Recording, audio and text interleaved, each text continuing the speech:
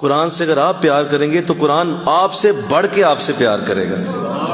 یہ آپ سے زیادہ آپ سے محبت کرتا ہے, کر سکتا ہے, کرتا بھی ہے. اس کا ثبوت دیتا ہوں. آقا دو جہاں صلی اللہ علیہ وسلم نے ارشاد فرمایا قیامت کے دن سورہ ملک اپنے پڑھنے والے کے لیے اللہ کی بارگاہ میں کھڑی ہو جائے گی. اس سے بخش دے مولا. جواب آئے گا بڑا گناہگار آدمی ہے. ٹھیک ہے تیری سفارش آئی ہے لیکن گناہگار بہت ہے, گناہ بہت کیے ہیں, بخشش مشکل ہے. جواب آئے گا اچھا مولا اگر تجھے نہیں بخشتا تو پھر یوں کر کے مجھے پھر اپنے قرآن سے نکال دے باہر.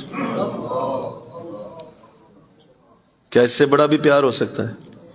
کوئی باپ کرے گا اتنا پیار؟ کرے گی؟ کوئی بڑے سے بڑا عزیز تمہارے ساتھ اتنا پیار کر سکتا ہے کہ وہ اپنے وجود کو مٹانے پہ در پہ آ جائے اور کہے کہ مجھے مٹا دے؟ ہم ماننے پہ مجبور ہیں کہ قرآن معجزہ ہے, لیکن ہم اس سے اپنی زندگی میں معجزہ بننے نہیں دیتے. یہ بات سمجھو جو میں نے اشارہ دیا کہ لوگ اسے اپنی زندگی میں معجزہ بننے نہیں دیتے. اگر اسلام نے ارشاد فرمایا قرآن کی مثال ایک بندھے ہوئے اونٹ کی طرح ہے, اگر تم نے اس کو صحیح طرح باندھ کے نہ رکھا تو یہ بھاگ جائے گا, یہ تمہارے نیڑے نہیں آئے گا.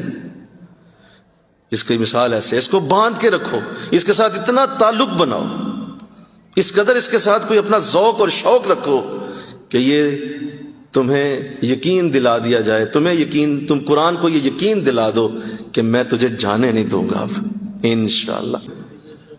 اتنے خوبصورت قرآن کی ریکارڈنگز موجود ہیں, آپ کے موبائل میں آ سکتی.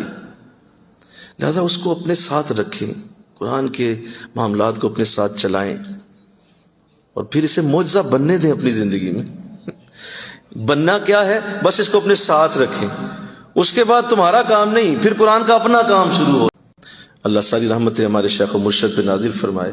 جب آپ نے ہمیں قرآن کی طرف راغب کیا اور قرآن کے ساتھ ہمارا تعلق بنایا اور قرآن کے ساتھ ہمارا شغف بنایا, تو آپ نے یہی کہا تھا کہ بیٹا یاد رکھنا جس کا دن قرآن کی تلاوت سے شروع ہو جائے وہ دن اس کے لیے منحوس نہیں ہو سکتا.